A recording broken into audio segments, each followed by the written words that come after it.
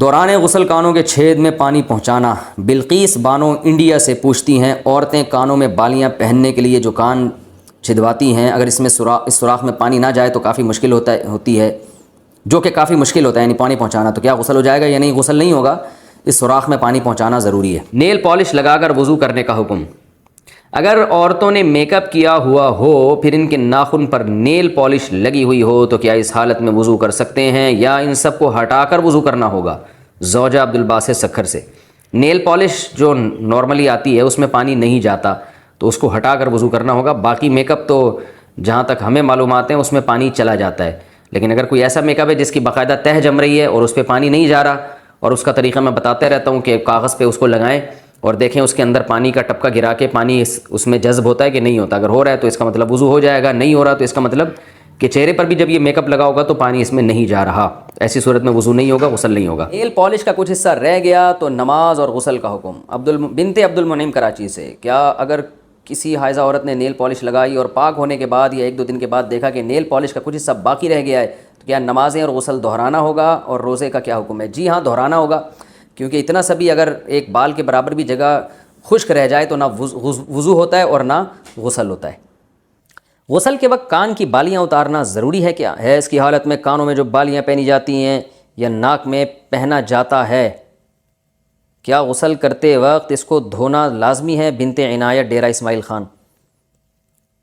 جی ہاں، دھونا لازمی ہے۔ اگر ہلانے سے پانی اندر پہنچ جاتا ہے تو نکالنا ضروری نہیں ہے۔ اگر ہلائے بغیر یعنی وہ جو ناک میں ہے یا کان میں بالی ہے اس کو نکالے بغیر سوراخ میں پانی نہیں پہنچتا تو پھر اس کو دھونا لازم ہے، یعنی اس کو کھولنا اور پانی پہنچانا لازم ہے۔ وہمی نہ بنے، تھوڑا سا بھی یوں کریں تو پانی پہنچ جاتا ہے آرام سے۔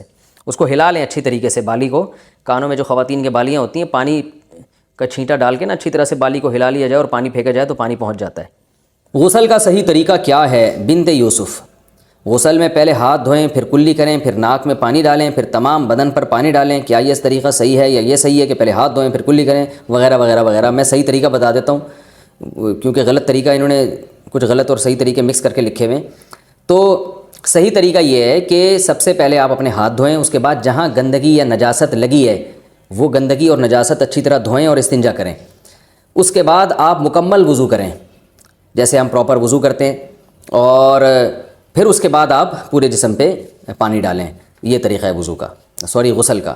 لیکن اگر آپ نے یہ طریقہ اختیار نہیں کیا اور ویسے ہی پورے جسم پہ پانی ڈال کے بہا دیا تو بھی غسل ہو جائے گا اور وضو بھی خود بخود ہو جائے گا اس میں، لیکن سنت طریقہ وہی ہے جو میں نے آپ کو بتایا۔ پاکی کے بعد دوبارہ خون آنا۔ انڈیا سے کسی نے پوچھا ہے کہ جی اگر حیض کے دنوں میں اچھی طرح خون نہ آئے اور پاکی حاصل کرنے کے بعد پھر دوبارہ خون شروع ہو جائے تو نماز کا کیا حکم ہے؟ کسی خاتون کو بلیڈنگ آئی جن دنوں میں آیا کرتی تھی، اور جو ان کا ٹائم تھا بلیڈنگ کے بند ہونے کا اس کے بعد بھی آتی رہی، تو 10 دن سے پہلے جب بھی خون آئے گا نا، 10 دن سے پہلے اگر وہ خون بند ہو گیا تو یہ کنٹینیو حیض ہی کا خون کہلائے گا۔ میں اس کو مثال سے سمجھاتا ہوں۔ دیکھیں کسی خاتون کی عادت ہے 5 تاریخ سے لے کے ان کو 10 تاریخ تک خون آتا ہے، اگلے مہینے 5 تاریخ کو خون شروع ہوا، 10 تاریخ کے بعد بھی کنٹینیو رہا، 11 تاریخ کو آیا، 12 تاریخ کو آیا، تو یہ کنٹینیو حیض ہی ہے۔ اب اگر 15 تاریخ سے پہلے بند ہو گیا تو اس کا مطلب 10 دن سے پہلے بند ہو گیا، تو جتنے دن میں بند ہوا وہ سارے دن حیض ہی کے کہلائیں گے۔ 7 دن میں بند ہوا تو 7 دن حیض کے۔ اگلے مہینے یہ سمجھا جائے گا بھئی اس خاتون کی عادت چینج ہو گئی، اب 7 دن حیض کے ہو گئے۔ لیکن خوب سمجھ لیں، اگر کسی خاتون کی عادت تھی 5 تاریخ سے لے کے 10 تاریخ تک حیض آنے کی، اب اس مہینے کیا ہوا کہ 5 تاریخ سے لے کے 10 تاریخ تک، پھر 11 کو بھی، 12 کو بھی، 13 کو بھی، 14 کو بھی، 15 کو بھی، اب 10 دن ہو گئے، 10 دن کے بعد 16 کو بھی خون آیا ہے، اس کا مطلب 10 دن سے زیادہ آ گیا۔ تو 10 دن سے زیادہ کبھی بھی حیض نہیں ہوتا، تو یہ اس کی علامت ہوگی کہ یہ جو ان کی عادت تھی نا 5 دن خون آنے کی، وہ تو خون کے دن کہلائیں گے، 5 دن سے زیادہ جو خون آیا ہے وہ خون استحاضہ کا کہلائے گا، لہذا اس میں جو نمازیں انہوں نے چھوڑی ہیں ان کی قضا ان پر لازم ہوگی۔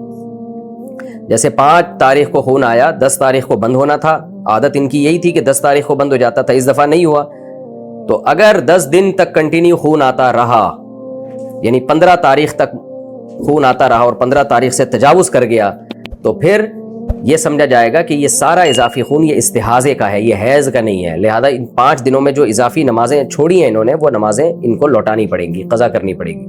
اور اگر 15 تاریخ سے پہلے بند ہو گیا تو اس کا مطلب کنٹینیو 10 دن سے زیادہ نہیں آیا، 10 دن سے پہلے بند ہو گیا تو وہ سارے حیضی کا خون کہلائے گا۔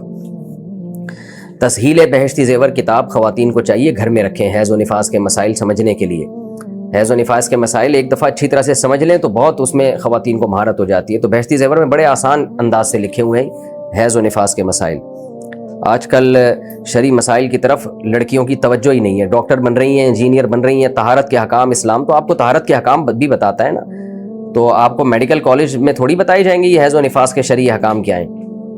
تو یہ تو میڈیکل سائنس کا ٹاپک ہی نہیں ہے، نہ یہ آپ کو فزکس کیمسٹری میں یہ چیزیں سکھائی جائیں گی، یہ چیز شرعی احکام ہے۔ نماز کا طریقہ کیا ہے، غسل کا طریقہ کیا ہے، یہ ڈاکٹر تھوڑی بتائیں گے آپ کو۔ ڈاکٹر کی نظر میں تو ڈیٹول سے نہا لو، پانی سے نہا لو، ایک ہی بات ہے، دونوں میں جراثیم مر جاتے ہیں۔ لیکن اسلام یہ کہتا ہے آپ کو پانی سے نہانا پڑے گا، غسل پانی سے کرنا پڑے گا آپ کو۔ تو اس لیے حیض و نفاس کے مسائل خواتین سیکھیں، دینی تعلیم اتنی حاصل کرنا فرض ہے جس کا آپ کے روزمرہ کے شرعی مسائل سے تعلق ہے۔ طلب العلم فریضۃ علی کل مسلم و مسلمہ، نبی نے فرمایا کہ ہر مسلمان مرد اور عورت پر علم کا سیکھنا فرض ہے۔ تو اس کی تفسیر میں تشریح میں علماء کہتے ہیں آپ کو جن مسائل کی روزمرہ ضرورت پیش آتی ہے چاہے مرد ہو یا عورت، تو وہ علم آپ پر سیکھنا فرض ہے۔ تو حیض و نفاس تو خواتین کو واسطہ پڑتا ہے اس سے، تو لہذا ان پر لازم ہے کہ وہ یہ مسائل سیکھیں اور بہشتی زیور رکھ لیں۔ تسہیل بہشتی زیور، جامع ترشید نے بہشتی زیور کو آسان کر کے چھاپا ہے، وہ کتاب رکھ لیں، پھر کوئی بات سمجھ میں نہ آئے تو پھر علماء سے رجوع کریں۔ لیکیوریا میں ہر بار کپڑا پاک کرنا ہوگا۔ میں نے لیکیوریا کے بارے میں آپ کی ویڈیو دیکھی تھی جس میں آپ نے بتایا تھا کہ ہر نماز سے پہلے پاکی حاصل کرنی چاہیے، تو اگر شلوار پر ناپاکی لگ گئی ہے تو کیا ہر دفعہ نماز سے پہلے اسے بدلنا یا دھونا ضروری ہوگا یا کیا حکم ہوگا؟ مریم صاحبہ کراچی سے۔ دیکھیں لیکیوریا میں اگر اتنی تھوڑی سی 1-2 قطرے شلوار پہ لگے ہیں، 1-2 قطرے، تو وہ تو اس کو تو دھونا ضروری نہیں ہے۔ کم سے کم 1 درہم کے بقدر، یعنی ہتھیلی کی جو گہرائی ہے نا، اس کے بقدر اگر نجاست پھیل گئی ہے تو پھر اس کو دھونا لازم ہے۔ تو اندازے سے شلوار کو یا کوئی بھی جو بھی چیز پہنی ہوئی ہے اس کو اندازے سے آپ کا غالب گمان لگائیں کہ یار کہاں گندگی لگی ہوگی، تو وہ پلو پکڑ کے نلکے کے نیچے اتنا دھو کے رگڑ دیا جائے، تو بس پھر وہم نہ کیا جائے۔ یعنی یہ ضروری نہیں ہے، اگر جیسے شلوار پہ نجاست لگی، جب آپ نے دھونے کے لیے گئے اس کو واش روم میں تو پتہ نہیں چل رہا کہاں لگی ہے، تو اندازے سے بھی دھو لیں گے کپڑا پاک ہو جائے گا۔ اسپیسیفک وہ جگہ ضروری نہیں ہے اگر آپ کو یاد نہیں ہے وہ، تو ایک غالب گمان، ایک اندازہ لگائیں کہ یہاں شلوار میں ناپاکی لگی ہوگی، اس کے بعد اس کو آپ نے تھوڑا سا پانی سے ایسے کر کے نلکا پہ پانی بہایا اور تھوڑا رگڑ کے نچوڑ دیا، تو بہانے سے پانی جو ہے وہ پاک ہو جاتا ہے، کپڑا پاک ہو جاتا ہے پانی بہانے سے۔